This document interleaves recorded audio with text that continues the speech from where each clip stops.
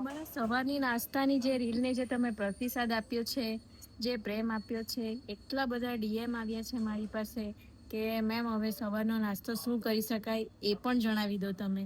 તો આજની રીલ છે સવારનો નાસ્તો શું કરી શકાય. સવારનો નાસ્તો એવો હોવો જોઈએ જેનાથી પેટ ભરાઈ જાય, જે એનર્જી બૂસ્ટર હોય અને જે પચવામાં સરળ રહે.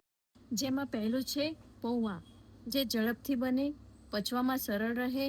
તેમાં મગફળી, લીલા વટાણા, લીલા શાકભાજી નાખો એટલે ખૂબ જ હેલ્ધી બની જાય અને લીંબુ નીચવો તો એટલો સરસ ટેસ્ટ આવશે કે વાત જ મત પૂછો.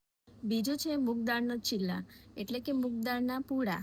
પ્રોટીનથી ભરપૂર છે, લાંબો સમય સુધી પેટમાં રહે અને લીલી ચટણી સાથે તો ખૂબ જ સરસ લાગે.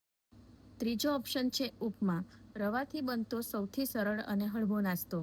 જેમાં ગાજર, બીન્સ, વટાણા એવું નાખે તો સૌથી પોષક તત્વવાળો નાસ્તો બની જાય અને સૌથી મહત્વની વાત કે એ ઝડપથી બની જાય. ચોથું છે ઢોકળા. ગુજરાતમાં સૌથી લોકપ્રિય નાસ્તો એટલે ઢોકળા, જે સ્ટીમમાં બનાવવામાં આવે, એકદમ લાઇટ અને ચટણી સાથે તો ખૂબ જ સરસ લાગે.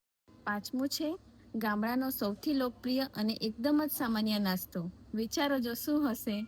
અરે, રોટલી, ગોળ અને ઘી, જે બહુ સરળ અને એકદમ પૌષ્ટિક અને શરીરને તરત જ એનર્જી આપે. આ નાસ્તાનો સૌથી સરળ નિયમ યાદ રાખજો: થોડું પ્રોટીન અને થોડું કાર્બોહાઈડ્રેટ્સ અવશ્ય રાખજો. સાથે જો તમને આ માહિતી ગમી હોય તો મારા રતન ફાર્મસીના પેજને હમણાં જ ફોલો કરી લો અને આ રીલને વધુમાં વધુ શેર કરો અને કમેન્ટમાં ચોક્કસથી જણાવજો નેક્સ્ટ રીલ તમને કઈ જોઈએ છે.